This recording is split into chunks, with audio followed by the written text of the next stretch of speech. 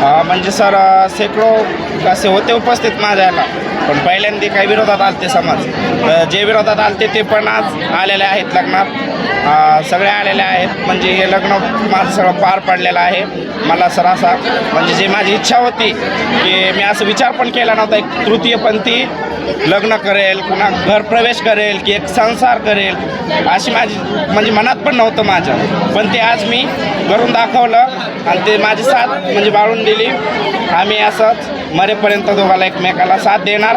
आणि बाकी काही समाज आहे त्यांना पण मी सांगते की तृतीयपंथी असं तुम्ही कमी समजू नका, कारण की तुमच्यावानीच आम्ही, तुम्ही बी एक आम्ही बी एक आहेत.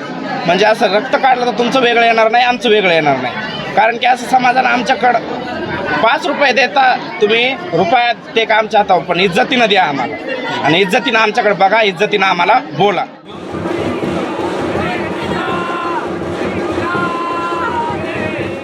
आता ते जे लोक तृतीयपंथी आहेत त्यांच्या तुझ्या भावनेनं पाहत होते, ते आज माझं जीव आहे, ते आज माझं जे स्वभाव झाला आहे, ते आज माझी इच्छा पूर्ण पण झाली. जे त्यांच्या मनाची इच्छा होती तृतीयपंथाची, त्यांना पण इच्छा आहे, जशी लेडीची इच्छा आहे तशी त्यांना पण भावना येतात. हेच माझं सांगणं आहे सर. कसं वाटतं आज विवाह पार पडला, आनंद? आता एकदम आनंदात आनंद आहे आणि इथून पुढे दोघं बी सुखाने संसार करणार, आनंदातच राहणार.